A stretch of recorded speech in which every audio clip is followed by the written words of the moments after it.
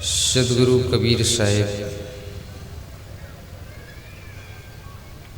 का नाम आपने सुना है।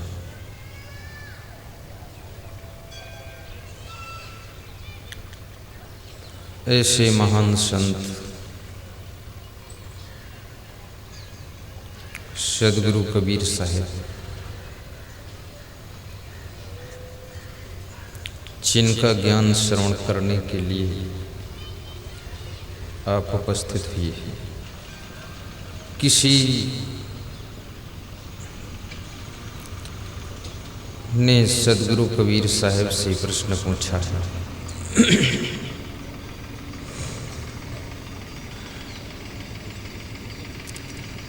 कि संसार में मनुष्य एक ऐसा प्राणी है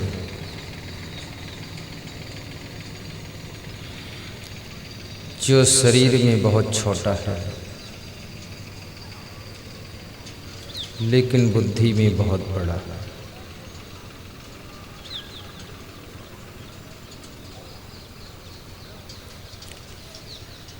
जितने पशु हैं, पक्षी हैं, कीड़े मकोड़े हैं, उनमें सबसे श्रेष्ठ मनुष्य है।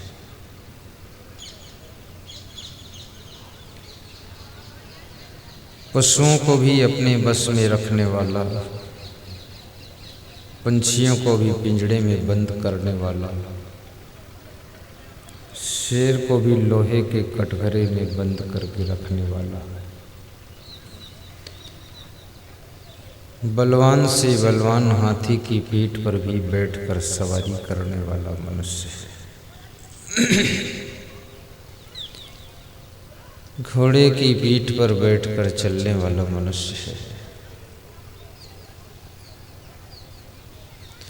पंछियों की तरह आकाश में उड़ने वाला मनुष्य है। मछलियों की तरह समुद्र में भी तैरने वाला मनुष्य है।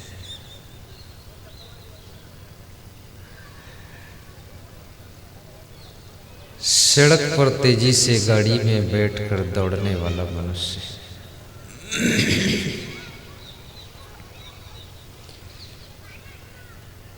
अब आप सोचना और विचारना कि मनुष्य कितना महान है।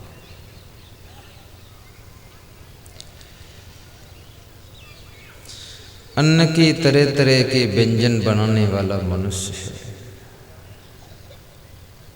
विचित्र विचित्र स्वाद तैयार करने वाला मनुष्य है। अद्भुत कटोरियों में चम्मच लगाकर खाने वाला मनुष्य है।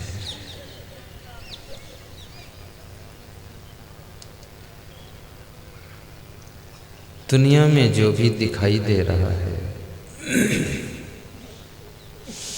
संसार में जो भी चमक दमक है, सब मनुष्य के कारण है।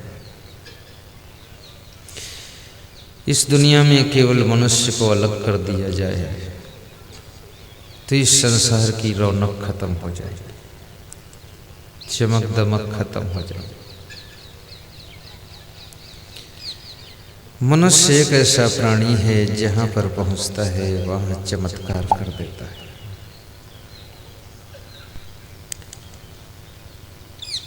सुंदर से सुंदर बगीचा लगाने वाला मनुष्य है। सुंदर से सुंदर गाड़ी बनाने वाला मनुष्य है।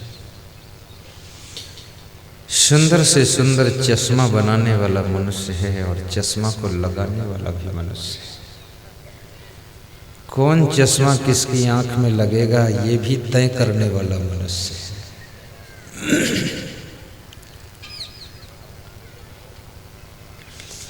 शराब बनाने वाला मनुष्य है और शराब पीने वाला भी मनुष्य है, और शराब पीकर नाली में गिरने वाला मनुष्य है, और शराब पीकर घर को बर्बाद करने वाला मनुष्य है। तो मनुष्य कितना महान भी है और मनुष्य कितना परेशान भी है और मनुष्य कितना दुखी भी है और मनुष्य कितना हैरान भी है।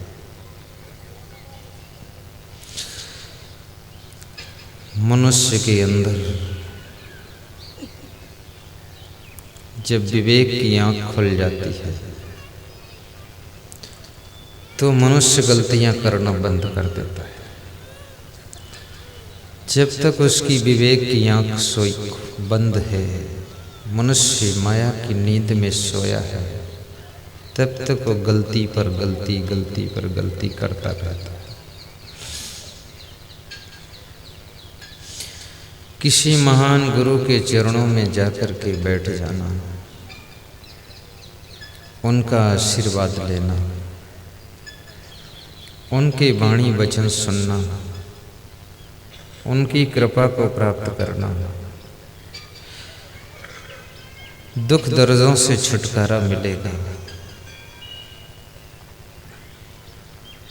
उनके चरणों में अपनी बुराइयां दान कर देना। माना कि आज तक तुमने शराब बहुत पिया है, कोई बात नहीं। तुमने खूब सिगरेट पिया है, कोई बात नहीं।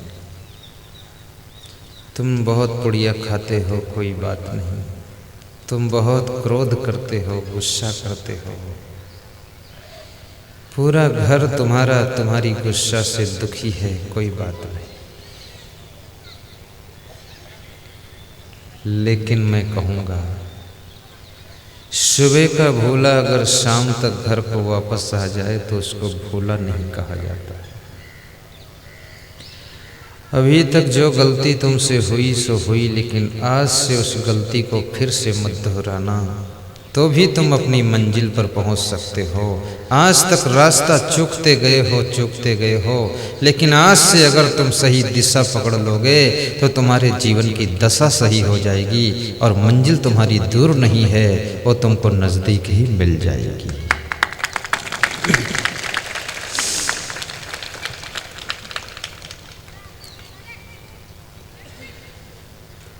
सदगुरु कबीर साहब से किसी ने प्रश्न पूछा है। प्रश्न बहुत प्यारा है। सदगुरु कबीर साहब से प्रश्न पूछा गया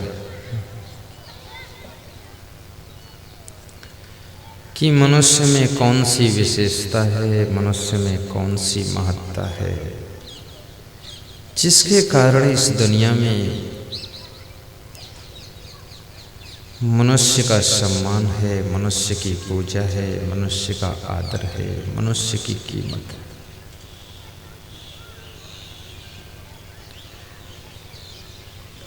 और मनुष्य कितना कलाकार है। मनुष्य गधे से भी काम लेना जानता है। गधे की पीठ पर मिट्टी लाद देता है और ईंट भट्ठे में मिट्टी उतार लेता है।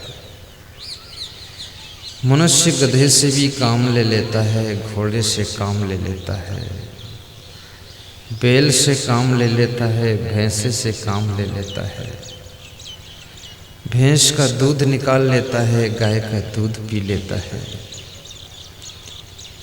मनुष्य हर प्राणी का प्रयोग कर लेता है, इस्तेमाल कर लेता है। लेकिन बड़े दुख के साथ कहना पड़ता है कि मनुष्य अपनी शक्तियों का इस्तेमाल नहीं कर पाता है। मनुष्य के पास में बहुत सी क्षमताएं हैं, मनुष्य के पास में बहुत सी शक्तियां हैं, मनुष्य के पास में बहुत बुद्धि है, मनुष्य के पास में कितने कितने गुण हैं, लेकिन मनुष्य अपने गुणों का इस्तेमाल नहीं कर पाता है। जो मनुष्य अपने गुणों का इस्तेमाल कर लेता है, वो मनुष्य केवल मनुष्य नहीं रह जाता है, वो मनुष्यों के बीच में महान पुरुष बन जाता है।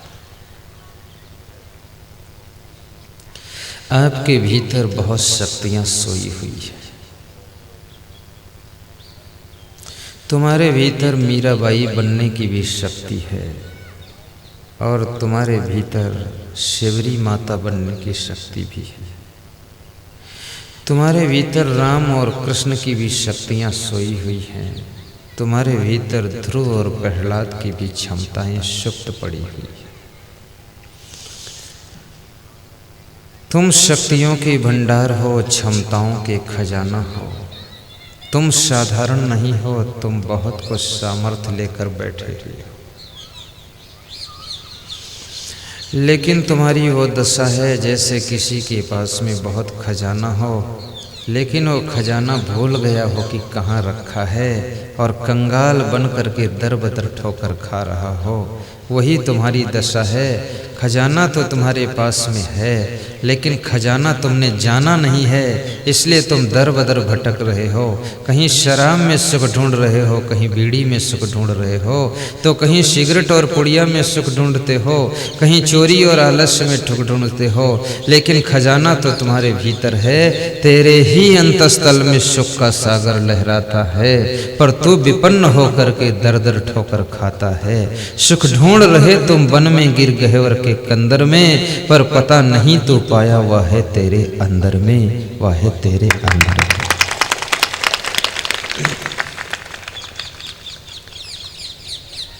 आपके भीतर सुख का सागर लहरा रहा है। तेरे ही अंतस्थल में सुख का सागर लहराता है, पर तू विपन्न होकर के दर दर ठोकर खाता है।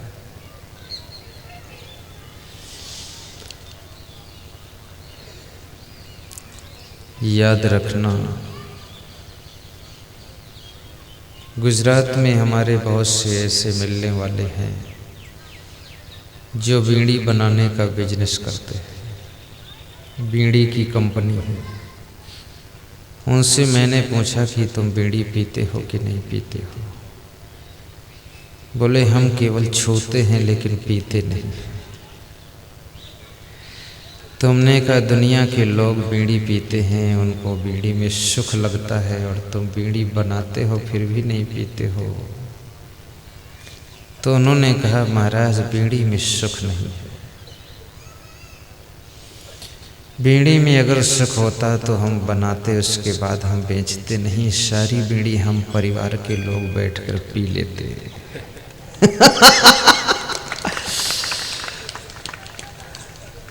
कहाँ सुख है बीड़ी में? क्या सुख इतना सस्ता है जो 1.5 इंच की बीड़ी के अंदर सुख मिल सकता है? 1 रुपये की बीड़ी में कहाँ सुख है? सुख पैसे से नहीं खरीदा जा सकता है, सुख किसी से छीना नहीं जा सकता है। सुख तो अनुभव की चीज है। ये केवल तुम्हारी आदत है, और आदत दुख देती है, सुख नहीं देती है।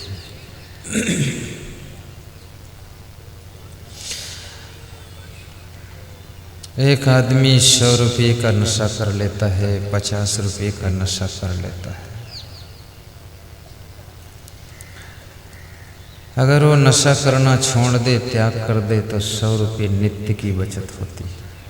3000 रुपये महीने, 36,000 रुपये वर्ष में बचते।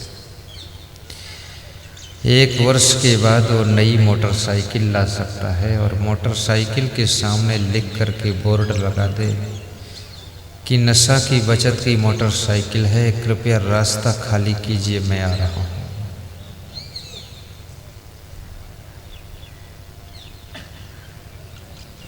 धन कमाना एक कला है, लेकिन धन बचाना बहुत बड़ी कला है। और धन बचा करके इंसान को बचाना सबसे बड़ी कला है। धन कमाइए अच्छी बात है, लेकिन धन को बचाइए भी। अथवा कितना धन कमाओगे लेकिन बचा नहीं सकोगे तो धन तुम्हारे काम नहीं आएगा।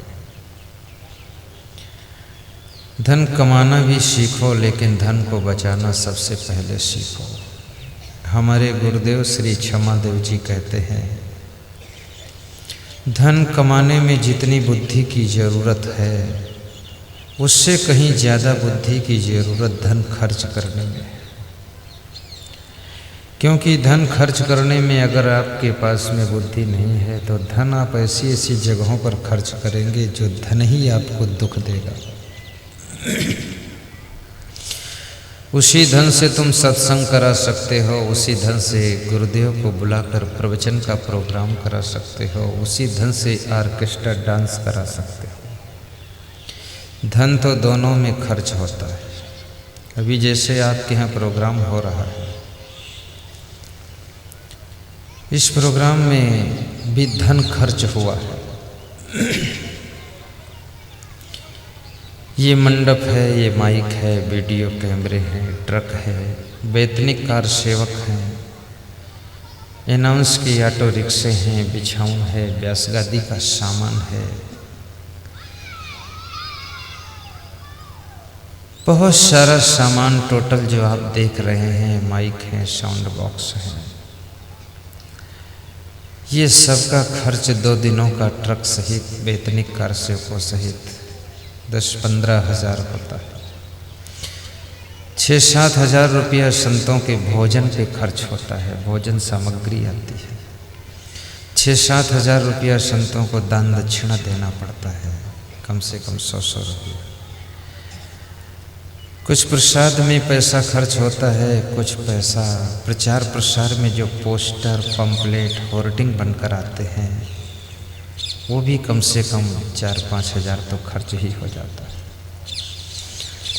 कुल मिलाकर के कभी कभी ये प्रोग्राम 40 हज़ार में पूरा फाइनल होता है, कभी 35 हज़ार में, कभी 30 हज़ार में, और कभी ये प्रोग्राम बहुत छोटा है तो 25 हज़ार, और बिल्कुल छोटा है, बिल्कुल छोटा तो 20 हज़ार से कम में होता ही नहीं। लेकिन ये केवल जो मंडप का खर्च है, माइक का खर्च है, वीडियो कैमरों का खर्च है, ये 10 कार सेवक हैं जो खड़े हैं, वैतनिक हैं। ये माइक की इतनी मशीनें और ये बिछावन और ये ट्रक का डीजल उजल सब, और ऑटो रिक्शे जो अनाउंस के लिए आते हैं, इनका सबका कुल खर्चा 2 दिन का 10-15 हज़ार में हो जाता है।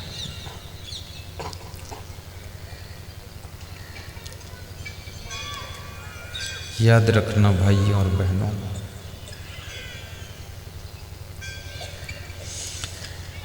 लेकिन ये खर्चा सार्थक है।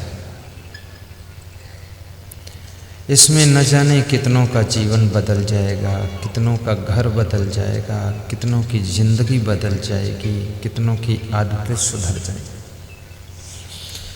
अभी एक माता जी मेरे पास में आई थी, कह रही थी, गुरुदेव ऐसी कृपा करो कि इनके पति जी को सुधार दो, बहुत पीते हैं, दिन रात पीते हैं। तो हमने कहा पति जी को यहाँ बुला लाना। तो उन्होंने कहा आए हैं, बैठे हैं इसी में कहीं। वह पति कितना महान है जो अपनी पत्नी के साथ साथ सत्संग में आया है और शाम को शराब पी लेता है और सवेरे फिर गुरुदेव की याद करता है। क्या बात है।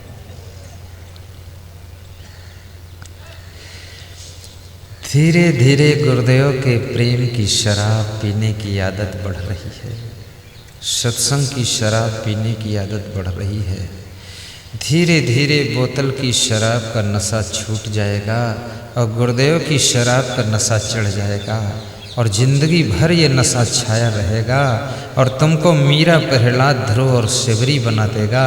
तो तुम्हारे घर में सुख और शांति आ जाएगी।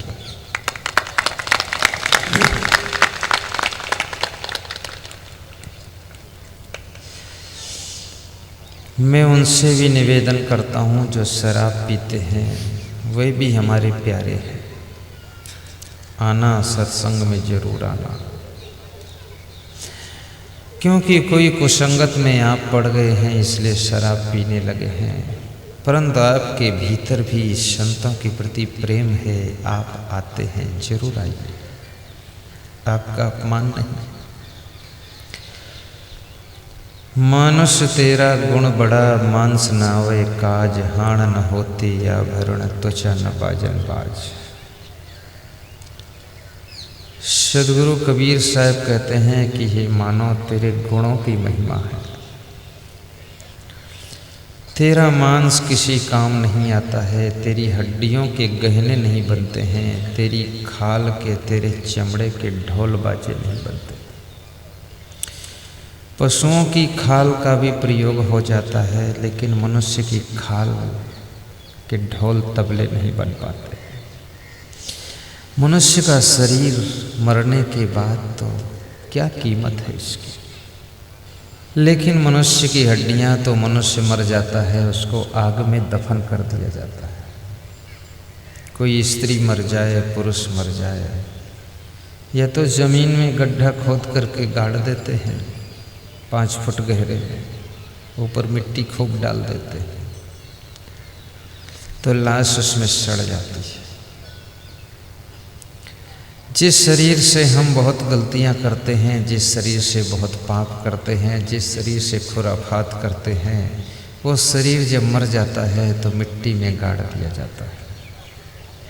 जिस शरीर से हम लड़ाई करते हैं, जिस शरीर से हम झगड़ा करते हैं, जिस शरीर से क्रोध करते हैं, जिस शरीर से शराब पीकर पूरी हस्ती को मिट्टी में मिला देते हैं, वो शरीर भी अंत में मिट्टी में मिल जाता है। या तो शरीर को आग में दफन कर दिया जाता है, आग में शरीर जला दिया जाता है, जिसको चिता कहते हैं। चिता में लाश को रख करके आग लगा दी जाती है और मनुष्य का शरीर आग में जल करके राख हो जाता है। एक विचारक ने कहा है कि ये जो जिंदगी मिली है ये सदैव नहीं मिली रहेगी, ये थोड़े दिन के लिए मिली है। इस जिंदगी में जो करना चाहिए वो काम कर लो, अन्यथा चूक जाओगे। बहुत अच्छा कहा है। सुनाऊं? एक कव्वाली है, कव्वाली सुनाता हूँ आपको।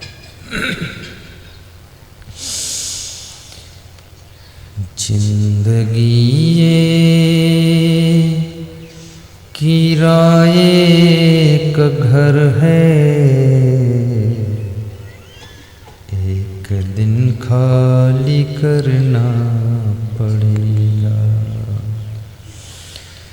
जिंदगी किराए का घर है, एक दिन खाली करना पड़ेगा। मौत जिस वक्त आवाज देगी, घर से बाहर निकलना पड़ेगा।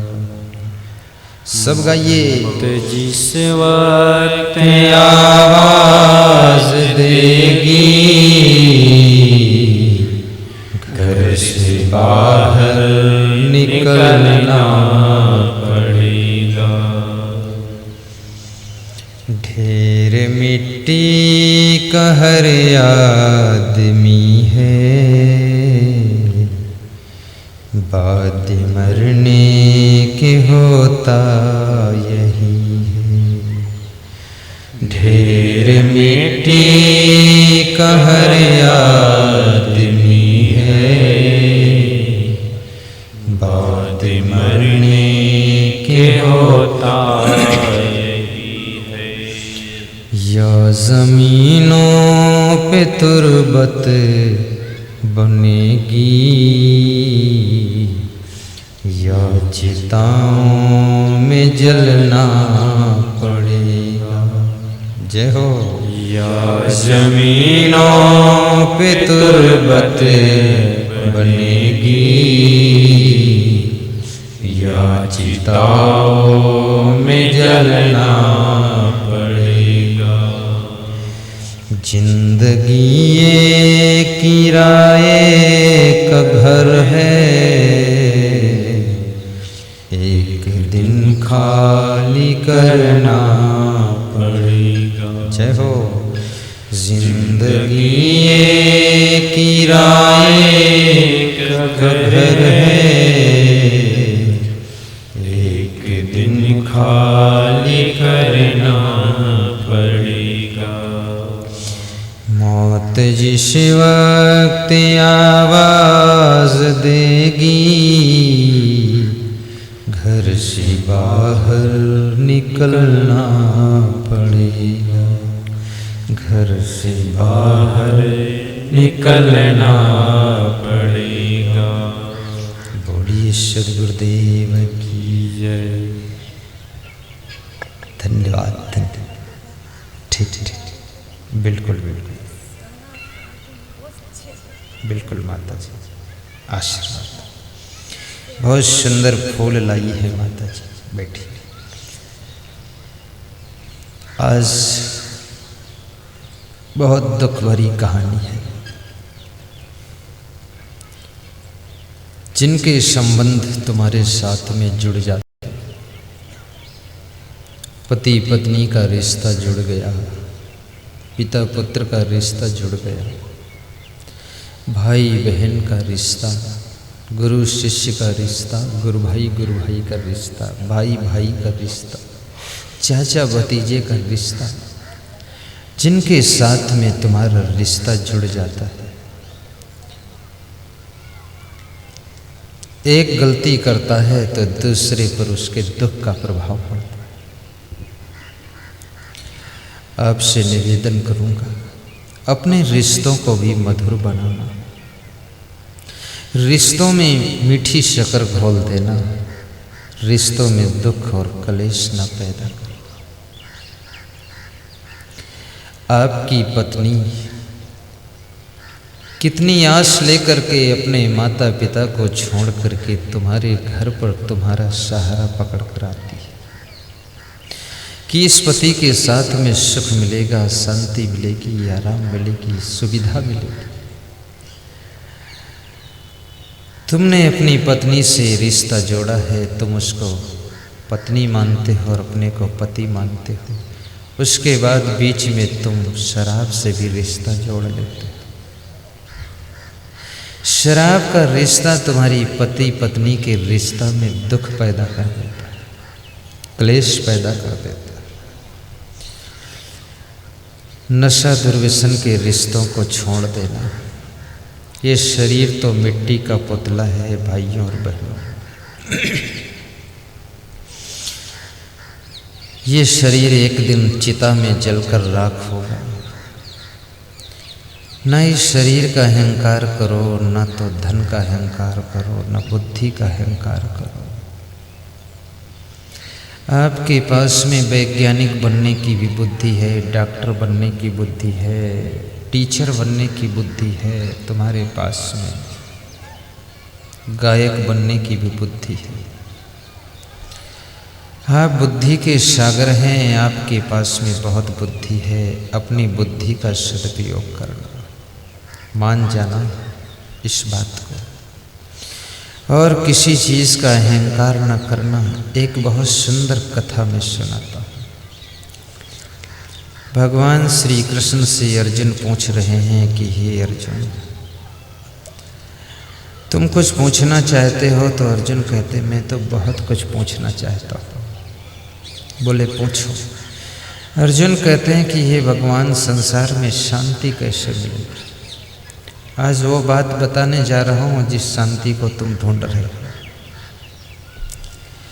श्री कृष्ण कहते हैं कि विहाय कामान्य सर्वान् पुमांश्चरत् निःस्पृहा निर्ममो निरहंकारा सह शांतिमधिगच्छति। शुद्धवा लभते ज्ञानम तत्परः संयतेन्द्रिया ज्ञानम लब्ध्वा पराम शांतिम अचिरेण अधिगच्छति।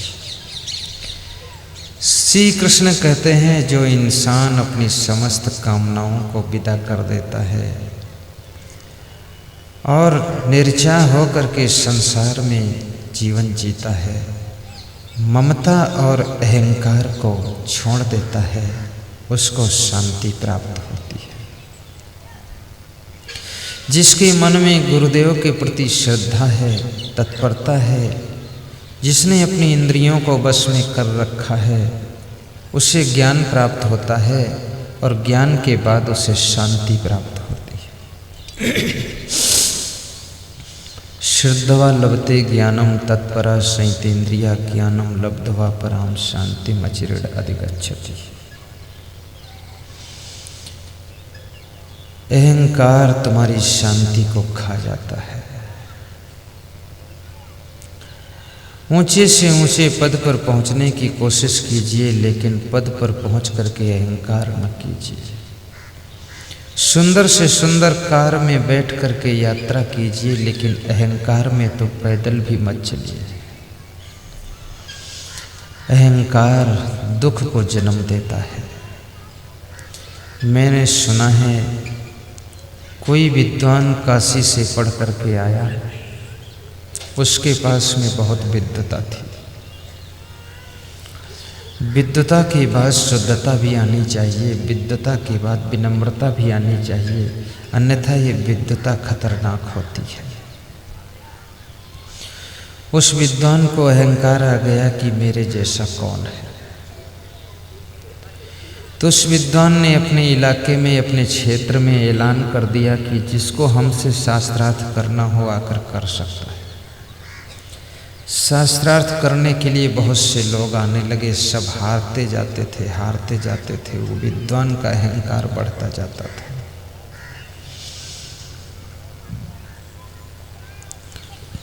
उस विद्वान को एक दिन उसके मित्रों ने सलाह दिया कि अब तुम शास्त्रार्थ करने दूर दूर जाने लगे हो तो पैदल जाते हो, अच्छी बात नहीं।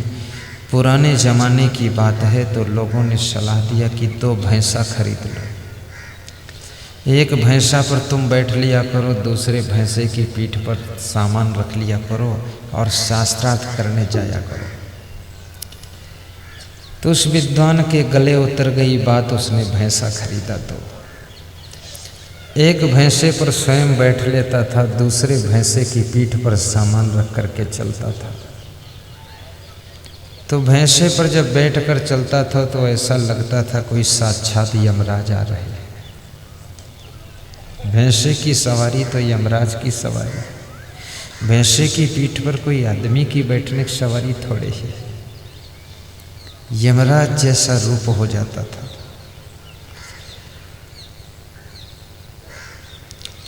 किसी गांव से वो विद्वान व्यक्ति निकल रहा है, गुजर रहा है।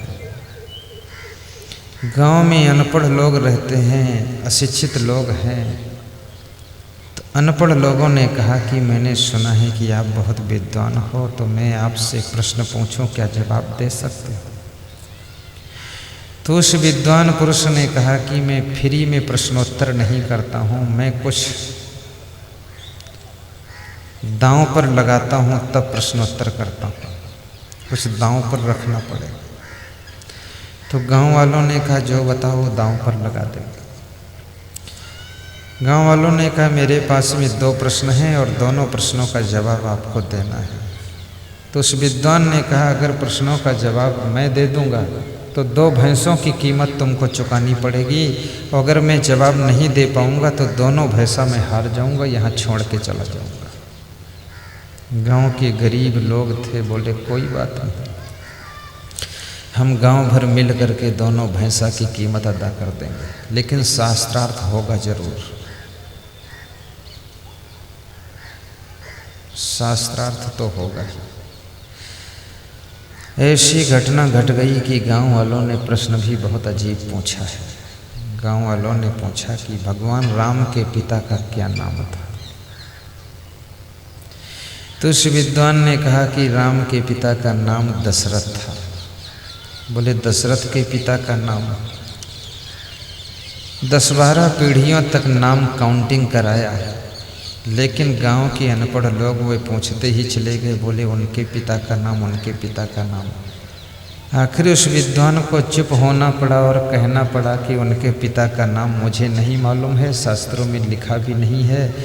तो ग्रामीण लोगों ने कहा तब तुम मेरे प्रश्न का उत्तर पूरा नहीं दे पाए, इसका मतलब हार गए, ये भैंसा हमारा हो गया।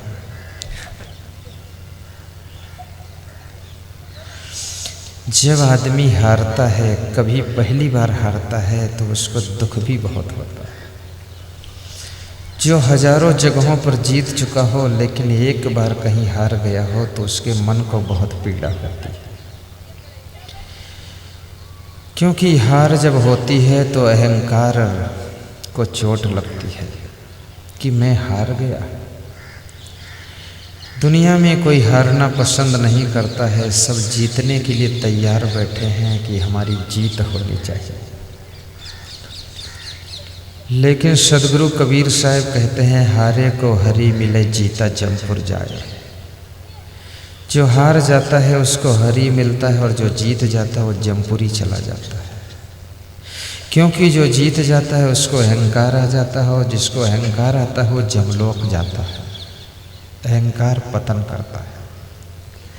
और जो हार जाता है उसका अहंकार टूट जाता है, अहंकार टूट जाता है तो नम्रता आ जाती, नम्रता आ जाती तो भक्ति आ जाती, भक्ति आ जाती तो हरि मिल जाता है। हारे को हरि मिले जीता जमपुर जाए। इसलिए मैं आपसे निवेदन करूंगा, कभी चुनाव में जीत जाना अच्छी बात है, लेकिन चुनाव जीतने के बाद में ज़्यादा दिखावा मत करना। बहुत हल्ला न मचाना, लोगों के बीच में ज़्यादा तूफान मत मचाना। मैंने सुना है एक आदमी ने चुनाव जीता तो लोगों ने जाकर कहा कि अब हम चुनाव का काफिला निकालेंगे, जीत का उत्सव मनाएंगे। चुनाव जीतने वाले ने कहा क्षमा करना, मेरी जीत हुई है लेकिन मेरे कई भाइयों की हार हुई है। आज वह सब बेचारे दुख के मारे हुए, हार में हारे हुए सब पड़े हैं बेहाल, लाखों का नुकसान हुआ है। अगर मैं जीत की खुशी मनाऊंगा तो उनके घावों पर जैसे नमक छिड़का जाता है ऐसे छिड़कना हो जाएगा। इसलिए खुशियां अपने घर तक ही रखना है, बाहर नहीं निकलने देना है, और उन लोगों का दुख ताकि बढ़ने ना पाए। क्योंकि 5 वर्ष के लिए मैं जीता हूँ, 5 वर्ष के बाद न जाने उनकी जीत हो कि किसकी जीत हो। अगर आज मैं खुशियाँ मना करके उनके अंदर जलन पैदा करूँगा तो 5 साल के बाद जब वह जीतेंगे तो वह खुशियाँ मनाकर मेरे भीतर जलन पैदा करेंगे। इसलिए इस ज़िंदगी में तो ऐसा ही होता है, कभी जीत तो कभी हार, कभी हार तो कभी जीत। ये संसार इसी का नाम है, जहाँ उथल पुथल चलती रहती है उसी का नाम तो दुनिया है। खुशियाँ क्या मनाना है। जीत जाना तो नम्र हो करके शांति से रहना, और हार जाना तो हिम्मत करके हार्ट अटैक मत होने देना, और अगले साल जब चुनाव हो तो तैयारी में लग जाना। राजनीति बुरी चीज़ नहीं है, राजनीति तो राष्ट्र देवता है, राजनीति मंदिर है, तुम पुजारी हो। राजनीति के मंदिर में प्रवेश करके राष्ट्र देवता की पूजा करना। इस भारत राष्ट्र के उत्थान के लिए अच्छे अच्छे लोगों को राजनीति की मंदिर में प्रवेश करके प्रेम के फूल चढ़ाकर राष्ट्र देवता की सेवा करना चाहिए, ताकि हमारा भारत राष्ट्र बहुत उन्नति कर सके। राजनीति को गाली मत बको, और राजनीति में पहुंच करके शराब पीना भी मत सीखो। कितने लोग कहते हैं कि राजनीति में जो पहुंचता वो बिगड़ जाता है। राजनीति बहुत गंदी है, याद रखना। राजनीति गंदी नहीं होती है, ये मंडप गंदा नहीं है, इसको हम आप गंदा भी कर सकते हैं, साफ भी रख सकते हैं। अभी इसमें आप चप्पल जूता पहनकर घूमने लग जाएं तो इसमें बहुत जगह गोबर लग जाएगा, मिट्टी लग जाएगी, फिर तुम कहोगे मंडप गंदा है। मंडप गंदा नहीं था ना, गंदा है। मंडप को तुमने गंदा किया है, अब गंदा किया है तो गंदे में बैठना भी पड़ेगा, और क्या होगा, और तुम साफ भी कर सकते हो। तो राजनीति गंदी नहीं है, राजनीति करने वाले कुछ लोग गंदे जरूर होते हैं। आप राजनीति करो तो भी सत्संग सुनते रहो, सुनते रहो। गृहस्थी करो फिर भी सत्संग सुनते रहो। विवाह करो फिर भी सत्संग में आते रहो, आते रहो। दुकान खोलो फिर भी सत्संग में आते रहो। बहुत सी चाबियाँ आपको दुकान की सफलता की मिलेंगी। डेल कार्नेगी ने कहा है कि जिस व्यक्ति में नाम याद करने की कला नहीं है, जो ग्राहक के नाम नहीं याद रख सकता है, और जिसके ओंठों पर मुस्कान नहीं है, और जो ग्राहक की गम खाना नहीं जानता है, उसे दुकान कभी नहीं खोलनी चाहिए, उसको किसी आदमी की मजदूरी करना चाहिए। कमाल कर दिया है। आपके ओंठों पे मुस्कान भी होनी चाहिए और ग्राहक का नाम भी याद रखना चाहिए। ये सफलता की चाबियाँ हैं। आप जब मुस्कराते हो तो हजारों लोग तुम्हारे साथ मुस्कराते हैं, और आप जब नाराज़ होते हो तो तुम्हारे साथ में 2-1 लोग ही नाराज़ होते हैं, और आप जब रोने के लिए बैठ जाते हो तो अकेले बैठकर रोते हो, तुम्हारे साथ रोने का साथ देने वाला कोई नहीं मिलता है। इसलिए मुस्करा करके ज़िंदगी जीना, ताकि दुनिया आपके साथ में रहे, और जिसके साथ में दुनिया है उसके साथ में सफलता है, और जिसके साथ में दुनिया नहीं है उसके साथ में सफलता भी नहीं है। बहुत अच्छी कहानी सुनाने जा रहा हूँ, ध्यान से सुनना। ये कहानी आपके जीवन की कहानी को सुंदर बना देगी। बड़ी दर्दनाक कहानी।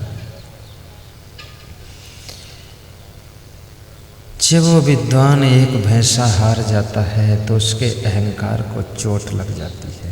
अहंकार को दुख होता है कि मैं हार गया। जो हमेशा जीतता हो अचानक हार जाए तो उसको कितना दुख होगा। विद्वान दुखी हुआ। और जब मनुष्य दुखी होता है या क्रोधित होता है या लोभ में होता है या मोह में होता है या अहंकार में होता है, तो उसका जो मानसिक है, उसकी जो बुद्धि है, वो डिसबैलेंस हो जाती है। बुद्धि सही उस समय निर्णय नहीं लेती है, बुद्धि डिसीजन सही नहीं लेती है, बुद्धि उस समय फाइनल सही नहीं करती। क्या करूं? उस विद्वान ने ग्रामीणों से कहा कि दूसरा प्रश्न पूछो, जल्दी पूछो। अब उसके अंदर हड़बड़ी हो गई। जब ग्रामीण लोगों ने दूसरा प्रश्न पूछा तो क्या पूछा कि ये बताओ, ये पृथ्वी किस पर टिकी हुई है? तो उसने कहा, विद्वान ने, कि पृथ्वी शेष जी पर टिकी है। बोले शेष जी किस पर टिके हैं? तो विद्वान बोला, ये शास्त्रों में लिखा नहीं, मुझे मालूम नहीं है। तो ग्रामीणों ने कहा कि ये दूसरे प्रश्न का भी उत्तर आपका पूरा नहीं हुआ, इसलिए ये भी प्रश्न तुम हार गए हो, ये भैंसा मेरा हो गया। दोनों भैंसा बांध लिया। विद्वान बहुत दुखी होकर के पैदल चलते हुए निराश होकर जा रहा है। जब मनुष्य हारता है तो निराशा में डूब जाता है। जब मनुष्य का बिजनेस में नुकसान होता है तो भी निराशा में जाकर के गिर जाता है। जब खेती में तुम्हारा नुकसान कभी अकाल से कभी बाढ़ से फसल नष्ट होती है तो किसान भी निराशा में जाकर के गिरता है, डिप्रेशन में पहुंच जाता है। हानि हमेशा मनुष्य को निराशा की ओर खींच कर ले जाती है, और याद रखना, निराश हुआ व्यक्ति, उसकी सारी शक्तियां व्यर्थ हो जाती है। इस संसार में अगर तुम्हारा धन खो जाए तो समझ लो कुछ नहीं खोया है। स्वास्थ्य खो गया तो भी समझो कुछ नहीं खोया है। बिजनेस आपका बर्बाद हो गया तो भी कुछ नहीं खोया है। लेकिन यदि आपका आत्मबल खो गया, मनोबल खो गया और आपके भीतर निराशा आ गई है तो समझ लो जो है वो भी अब खो जाएगा। अब उसको भी खोने की तैयारी तुम कर रहे हो। इसलिए मैं निवेदन करूंगा, आपके हाथों से कुछ भी खो गया हो, खो जाने दो, चिंता मत करना, निराश मत होना, आशा रखना, आत्मबल रखना। जो इन हाथों से कमाया था, खो गया है, और पुनः इन हाथों से वापस लौट कर आएगा। अगर आपके पास में आशा और आत्मबल है तो जो खोया है वो तुम्हारे पास लौट आएगा।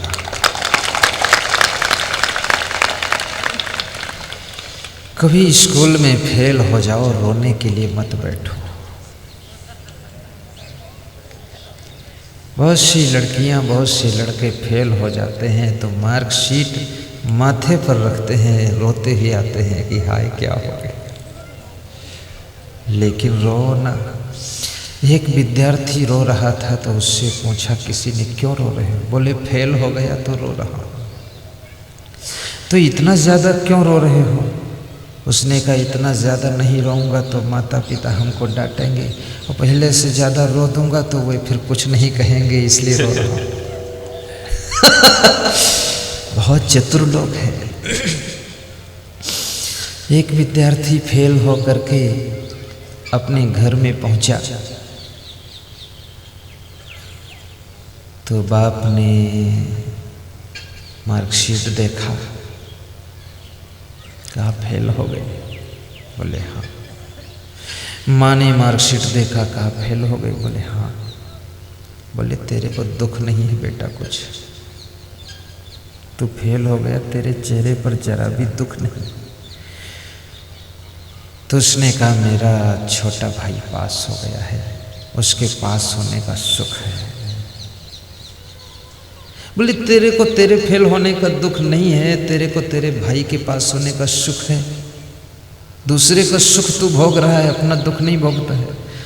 तो उसने बहुत बढ़िया बात कही, कहा मेरा भाई हर क्लास में पास होता जा रहा है, तो हे माता पिता, वो नौकरी पा जाएगा तो तुमसे बहुत दूर रहेगा, ग्वालियर में रहेगा, गुना में रहेगा, भोपाल में रहेगा, और मैं फेल होता जा रहा हूँ हर क्लास में, तो मैं तुम्हारे पास रहूँगा। मुझे ये खुशी है, जो पास हो जाएगा वो दूर रहेगा, नौकरी करेगा, जो फेल होगा वो तुम्हारे पास रहेगा। तो हम तो पास में रहने वाले हैं, इसलिए हम फेल हैं फिर भी पास हैं।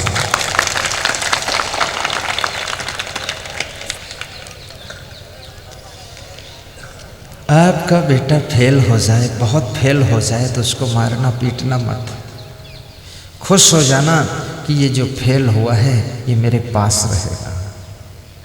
खेत में जाएगा, गेहूं बोएगा, सरसों बोएगा, सोयाबीन लाएगा और घर में पास में रहेगा। और जो पास हुआ है वो दूर रहेगा, दूर रहेगा, नौकरी लेकर आएगा, वेतन लेकर आएगा।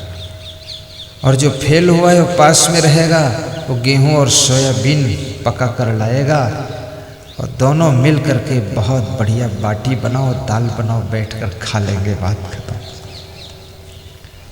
दुख क्या है? कभी कभी स्कूल में पास होने वाले लोग जिंदगी के अखाड़े में सफल नहीं होते, और स्कूल में फेल होने वाले लोग जिंदगी में बहुत सफल होते देखे गए। जिंदगी बड़ी अटपटी है, केवल स्कूल में पास होने से भी सफलता नहीं मिलेगी। स्कूल में भी पास हो जाइए, उसके बाद आप अपने व्यवहार में, स्वभाव में, चरित्र में, विचार में, वाणी में, कर्मों में, सद्गुणों में, इनमें भी जब आप पास हो जाएंगे तब जिंदगी के अखाड़े में आपको सफलता मिलेगी। अन्यथा आप पास होने के बाद भी फेल ही रहेंगे। इसलिए अपने गुणों का भी विकास करना, ताकि आपका पास होना सार्थक हो जाए। ध्यान दीजिएगा, बहुत अच्छी अच्छी बातें आज बताऊंगा आपको, गौर से सुनना। विद्यार्थियों के लिए एक मैं निवेदन करना चाहूँगा, क्योंकि बहुत से विद्यार्थी आए हैं। जितने विद्यार्थी आए हैं उनसे कहूँगा वे अपना हाथ जरा ऊंचा उठा दें तो मैं पहचान लूँ। विद्यार्थी हाथ ऊंचा उठा, जय हो, नीचे कर ले, नीचे कर ले। बड़ी मज़े की बात है कि लड़कियां तो करीब करीब 50% लड़कियां आई हैं जो विद्यार्थी हैं, और जो लड़के विद्यार्थी हैं वे केवल 10% आए हैं। क्या होगा इस मध्य प्रदेश का? मध्य प्रदेश तो मध्य में ही लटक गया। ये लड़के विद्यार्थी ही नहीं हैं, लड़कियां विद्यार्थी हैं। ये सब एसपी बनेंगी, कलेक्टर बनेंगी, तुम क्या बनोगे? हे राम।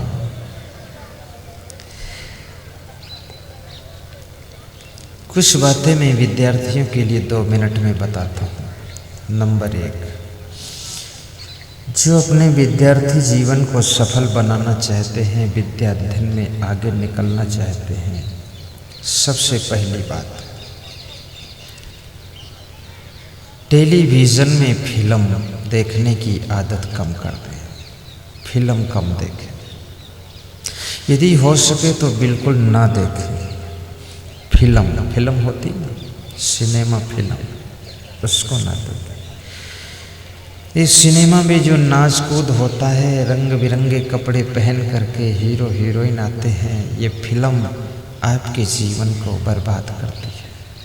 एक बात।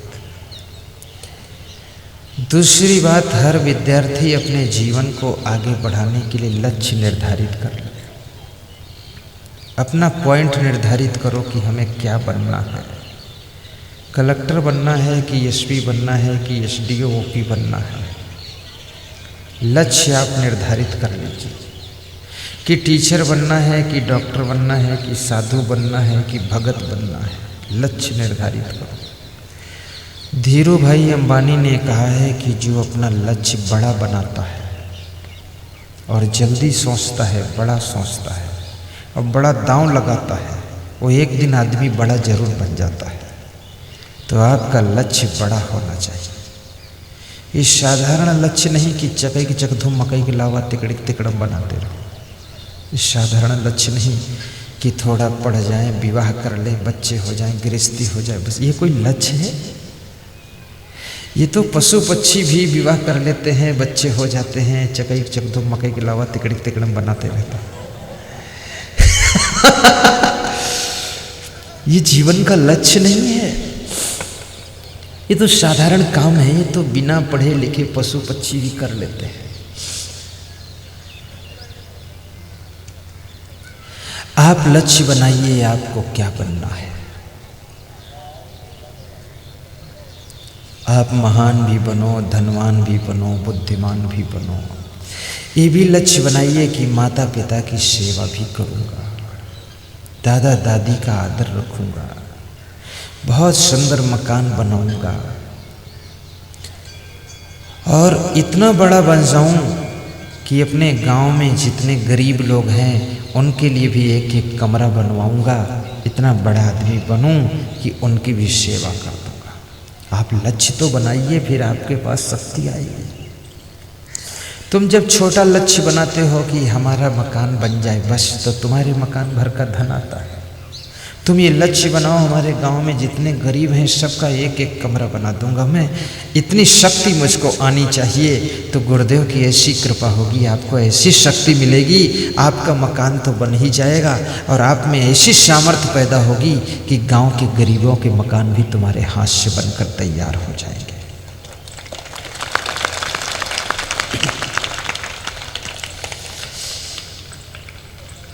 जिस समय गुजरात में भूकंप आया, भूचाल आया, तो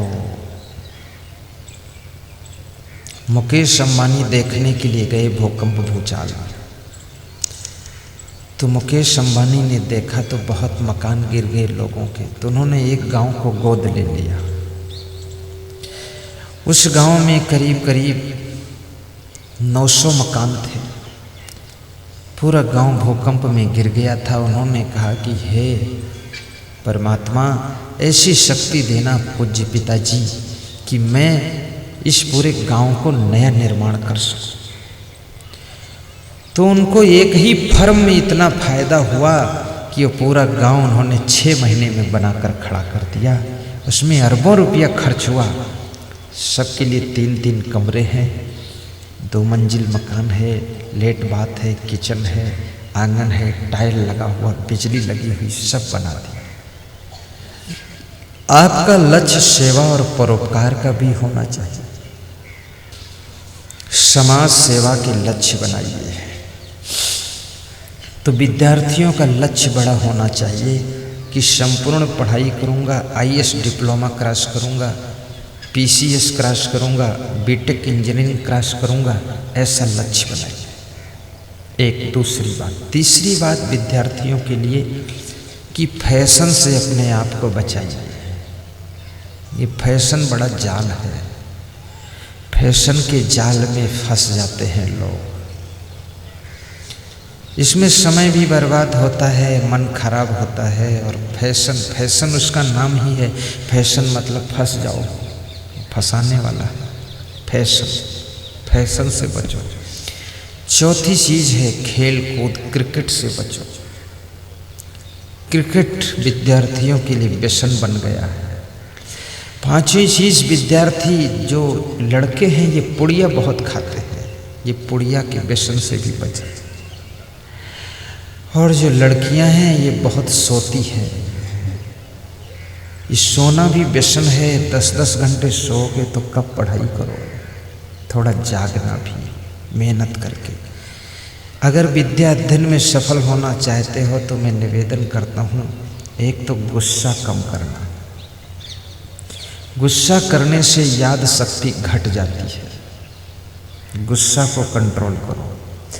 थोड़ा सा कुछ माँ ने कह दिया तुम नाराज हो गए, फिर धीरे धीरे नॉर्मल हुए, तब तक पिताजी ने कुछ कह दिया तो फिर नाराज हो गए, फिर धीरे धीरे नॉर्मल हुए, तब तक भाई ने कुछ कह दिया तो फिर नाराज हो गए। अब तुम 106 डिग्री टेम्परेचर में ही रहोगे तो पढ़ाई कब करोगे? इसलिए विद्यार्थी अपने क्रोध को नियंत्रण करे। कामम क्रोधम तथा लोभम स्वादम श्रृंगार कौतुके अति निद्रा अति सेवा विद्यार्थी ही अष्ट वर्जित। चाणक्य ने कहा है कि काम, क्रोध, लोभ, स्वाद, खेल कूद, मनोरंजन, अति नींद और अति बहुत ज़्यादा सिरतोड़ काम करना, विद्यार्थी को बहुत सिरतोड़ काम भी नहीं करना चाहिए।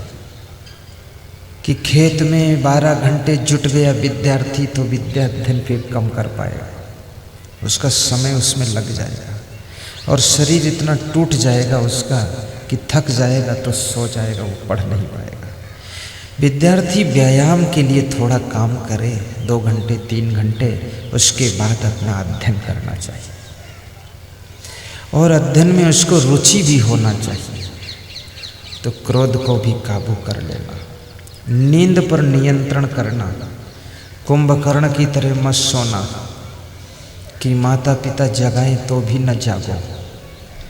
कितने घरों में जगाने का झंझट चल रहा है, माता पिता परेशान हो चुके हैं, जगाते जगाते दुखी हो चुके हैं और बच्चा जागता नहीं है। उत्तर प्रदेश में मैं किसी छत पे खड़ा था, स्नान करने गया था, तो नीचे किसी का मकान था, एक बच्चा सो रहा था 14 साल की उम्र का, उसकी माँ जगा रही थी। माँ ने जगाया तो उसने कहा ठीक उठ रहा हूँ, फिर सो गया। मैं ऊपर से देख रहा था, फिर उसकी माँ ने जगाया, बोला परेशान मत करो उठ जाऊँगा, फिर सो गया। तो माँ आई और उसका ओढ़ने का उठा ले गई जो ओढ़े था। तो बच्चा बोला डिस्टर्ब मत करो, उठ जाऊँगा 100 बार कह दिया उठ जाऊँगा। तो जो बच्चा बिछाए था गद्दा ना, उस गद्दे को ओढ़ लिया और सोता रहा। तो माँ फिर आई तो गद्दा उठा ले गई। माँ भी बहुत विकट थी, माँ कई जैसी माँ होगी। तो फिर उस बच्चे ने क्या किया,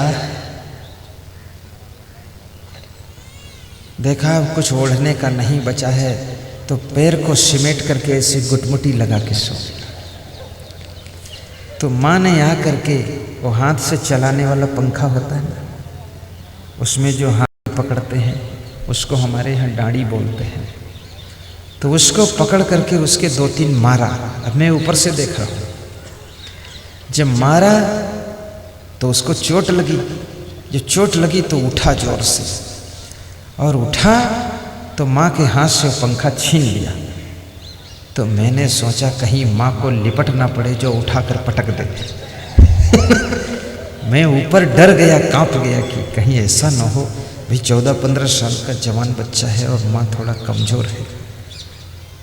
तब तक उस माँ और बेटे की नज़र मेरे ऊपर पड़ गई, तो वे दोनों शर्मिंदा हो गए और उस पंखे को उस बच्चे ने तोड़ डाला, तोड़कर फेंक दिया और फिर उठ के अंदर चला गया घर में, मुंह धोया, फिर आया। माँ भी शर्मा गई, बेटा भी शर्मा गया कि गुरुजी ने देख लिया है। और वो भी मेरा भक्त परिवार था। भक्तों के घर का ये हाल है तो जो भक्त नहीं उनके घर का तो बेहाल होगा सब।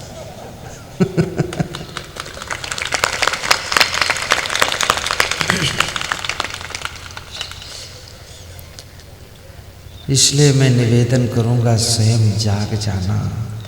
जागने के लिए माँ बाप को दुख मत देना। Self reverence, self control, self discipline, self confidence student के ये 4 रूल्स होते हैं कि आत्मविश्वास हो, आत्मनियंत्रण हो। ये अगर गुण आपके अंदर है तो आप सफल हो। मन लगा करके पढ़ाई कीजिए। और विद्यार्थी को अधिक भोजन नहीं खाना चाहिए। अधिक भोजन तो किसी को नहीं खाना चाहिए। अधिक भोजन खाने से बुद्धि की स्मरण शक्ति कम हो जाती है।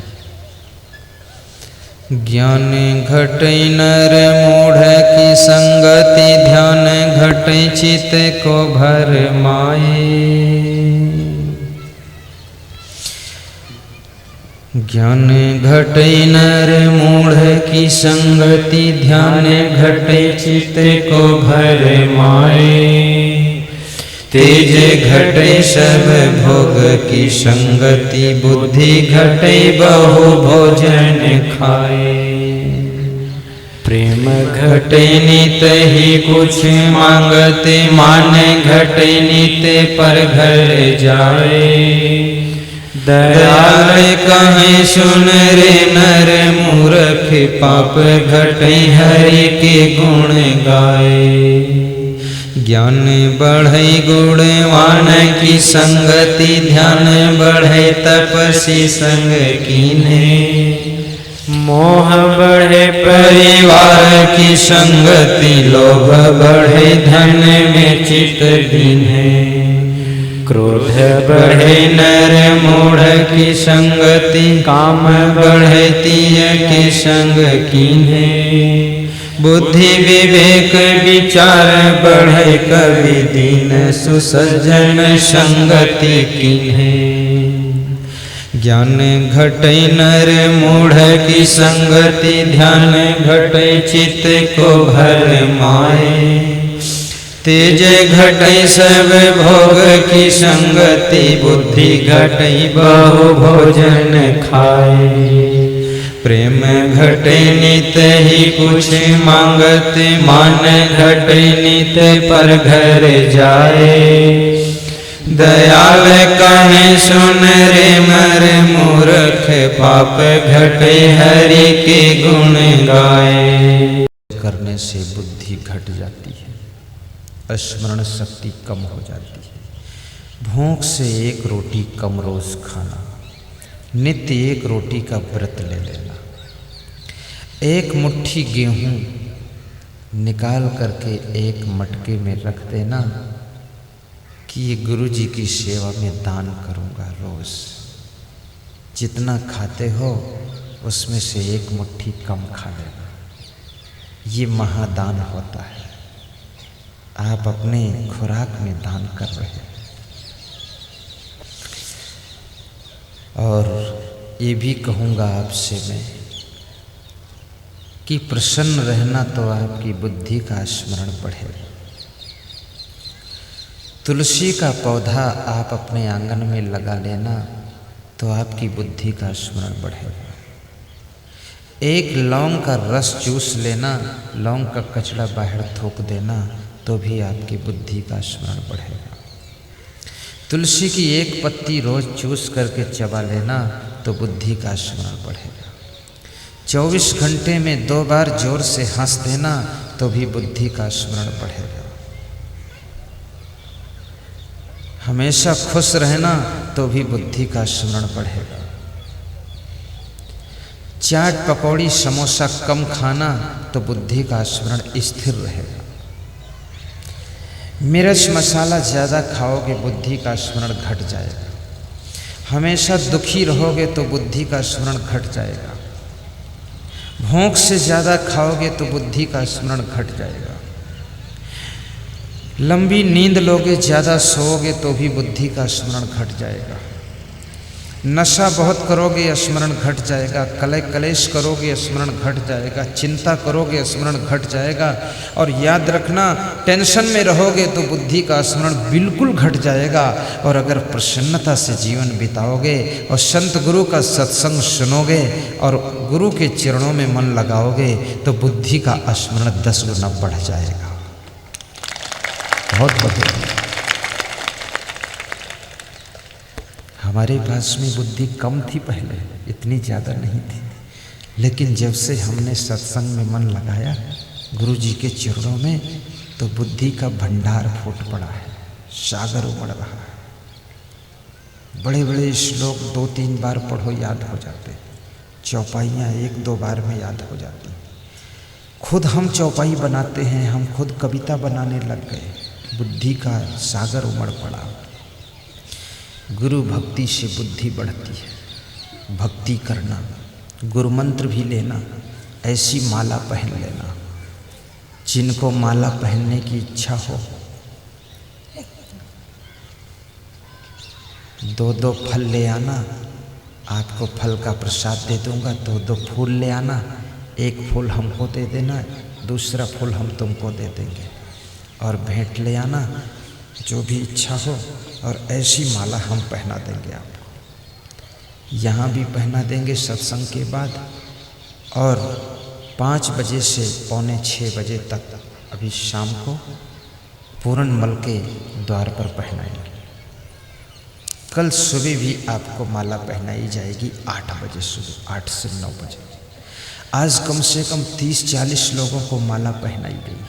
30-40 लोगों का जीवन धन्य हुआ है आज जिनको माला पहनाया हूँ। मैं निवेदन करूँगा वह हाथ जरा ऊंचा कर दें जिनको माला पहनाया हूँ। ऊंचा कर दो। जय हो। बहुत अच्छे, नीचे करो। गुरु जी पुकारा करेंगे, तुम्हारी शरण में गुजारा करेंगे। सब गाइए। गुरु जी पुकारा करेंगे, तुम्हारी शरण गुजारा करेंगे।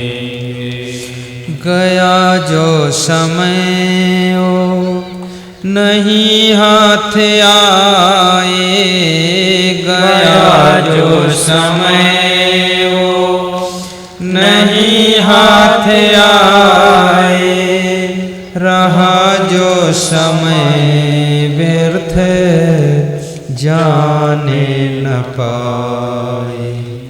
यही रात दीने हम, यही रात दीने हम विचारा करेंगे, तुम्हारी शरण में गुजारा करेंगे। गुरु जी पुकारा करेंगे, तुम्हारी शरण में गुजारा करेंगे। बोलिए सद्गुरुदेव की जय। जो मैं आपको कथा सुना रहा था, विद्वान की कथा थी। विद्वान ग्रामीणों के गांव में, अनपढ़ों के गांव में जाकर के दोनों प्रश्नों का जवाब नहीं दे पाता है तो दोनों भैंसा हार जाता है और बहुत दुखी होकर पैदल लौट कर जा रहा है।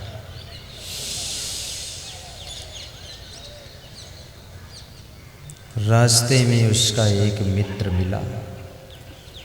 सांप पकड़ने वाला सपेरा उसका मित्र था। और सपेरा मिला। सपेरा ने चेहरे पर उदासी देखा और उदासी देख करके सपेरा बोला कि मित्र आज बहुत उदास हो, दुखी हो, क्या बात है? तो उस विद्वान ने बड़े करुणा स्वर में कहा, धीमे से बोलकर, क्या करें, आज अनपढ़ों के गांव में निकला था। उन्होंने 2 प्रश्न पूछा, दोनों प्रश्नों का जवाब नहीं दे पाया और जिसके कारण दोनों भैंसा हार करके लौट रहा हूँ। पूरा अहंकार टूट गया है।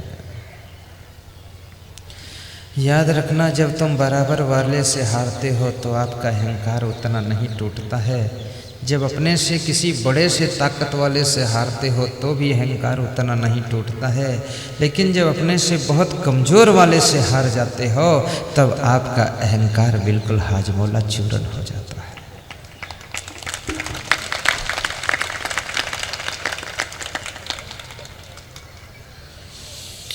इसलिए मैं कहता हूँ कि अहंकार की कार से उतर जाइए और विनम्रता के विमान पर बैठ जाइए। ध्यान देना, बहुत अच्छी बातें हैं। उस सपेरा जो मित्र है उसने कहा चलो मैं आपके प्रश्नों का जवाब दे दूंगा तो फिर से भैंसा वापस ले लूँगा। तो उस विद्वान ने कहा तुम क्या जवाब दोगे? मैं इतना विद्वान हूँ, मैं तो हार चुका हूँ, तुम क्या जीत पाओगे उनको? बोले अशिक्षित को अशिक्षित ही जीतता है, अनपढ़ से अनपढ़ ही जीतता है। चलो मैं चलता हूँ। गए। उस विद्वान ने कहा ग्रामीणों से कि ये मेरा मित्र है, ये प्रश्नों का जवाब देगा, आप इससे प्रश्न करो। तो गांव के लोग फिर इकट्ठे हो गए। गांव के लोग बड़े उत्सुक थे, सब इकट्ठे थे। फिर पूछा प्रश्न कि बताओ राम के पिता का क्या नाम था?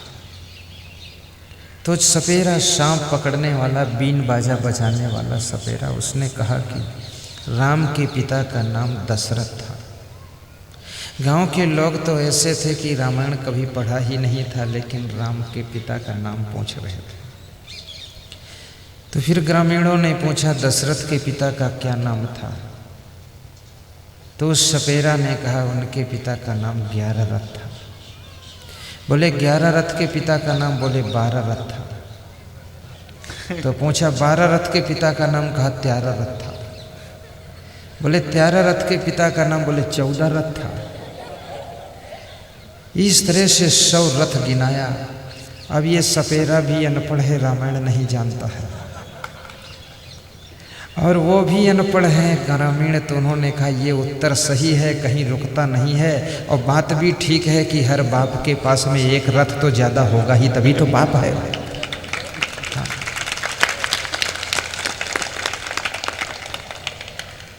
गांव के लोग खुश हो गए, बोले मेरे प्रश्न का उत्तर मिल गया, अब एक भैंसा वापस ले लो। एक भैंसा वापस लिया। जो भैंसा वापस मिला उसकी पीठ पर पिटारा रखा, सांप का पिटारा। फिर कहा कि दूसरा प्रश्न पूछो। तो दूसरा प्रश्न पूछा कि अब बताओ पृथ्वी किस पर टिकी है? तो कहा शेषनाग पर टिकी है। बोले शेषनाग किस पर टिके हैं? तो उसने भैंसे की पीठ पर रखा हुआ पिटारा का ढक्कन खोला और शेषनाग को एक अंगुली मारी तो फन फैला कर खड़ा हो गया और कहा कि शेषनाग भैंसा की पीठ पर टिके, देख लो सामने। तो बोले शेषनाग भैंसा की पीठ पर टिके हैं, तो ये भैंसा किस पर टिका है? बोले ये पृथ्वी पर टिका है। बोले पृथ्वी किस पर है? कहा वो शेषनाग पर है। शेषनाग किस पर? वो भैंसा पर है। भैंसा किस पर? वो पृथ्वी पर है। पृथ्वी किस पर? वो शेषनाग पर है। बोले ये उत्तर बिल्कुल ठीक है, ये भी जीत गया भैंसा।